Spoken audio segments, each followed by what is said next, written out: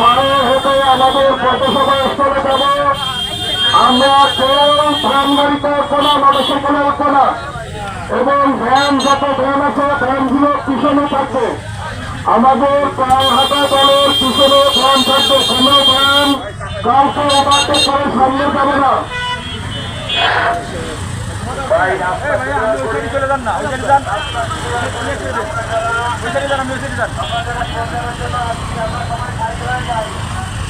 আমরা গাড়িগুলো সুবিধা মানুষ আছি, আমরা গাড়িগুলো সুবিধা মানুষ আছি। আমাদের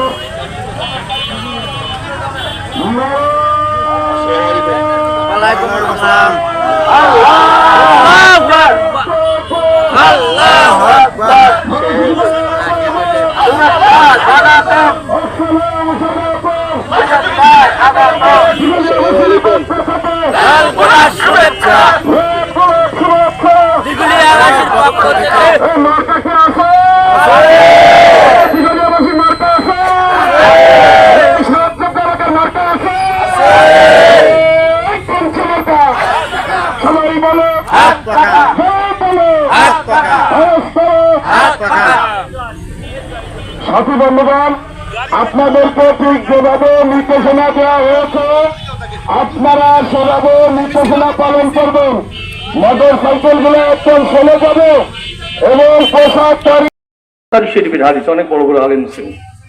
আল্লাহ পাকের হাবিব সাহাবায়ে কেরামকে জিজ্ঞাসা করেন, বলো দেখি একটা গাছ মুসলমানের তো গাছ, মুসলমান কিসের মতো?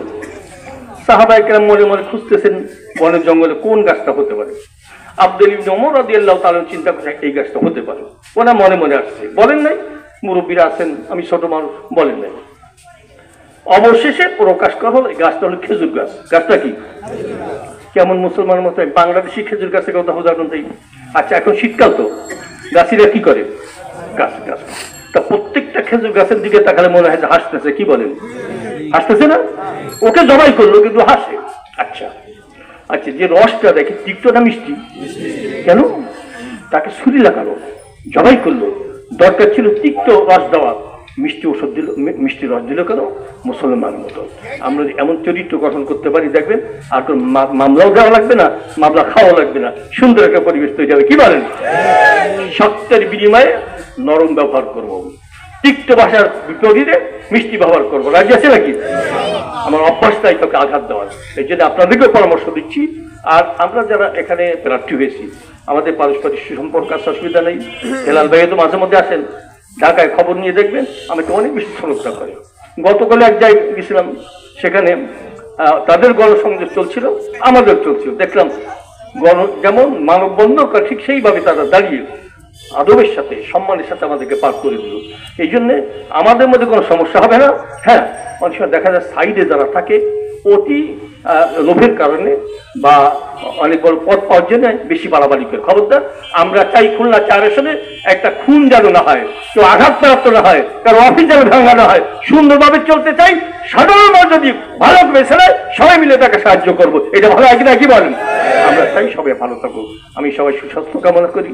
আপনি অনেকক্ষণ, বিশেষ করে আমার অফিসের স্টাফ দাঁড়িয়ে থাকে, আমার কষ্ট হয়, জিজ্ঞাসা করে দেখবেন। আমি বলি তুমি বসো। আর আপনার অনেক মুরব্বিয়ানে কেরাম, অনেক যুবক তার দাঁড়িয়ে কষ্ট পাচ্ছে, আমারও কষ্ট লাগতেছে, আপনাদের আর কষ্ট দিব না। আমি আপনাদের সবার কাছে দোয়া চাই, আমি দোয়া দৈনিক করে থাকি, আপনাদের জন্য দোয়া করব। যদি ভালো মনে হয় যে ইসলামের পক্ষে সমর্থনটা দিলে দেশের উপকার হবে, তাহলে আপনারা সমর্থন দিবেন। আমি আপনাদের জন্য দোয়া করি। সবার কাছে দোয়া চেয়ে আমার সংক্ষিপ্ত আলোচনা শেষ করছি। আসসালামু আলাইকুম ওয়া রাহমাতুল্লাহি ওয়া বারাকাতুহু।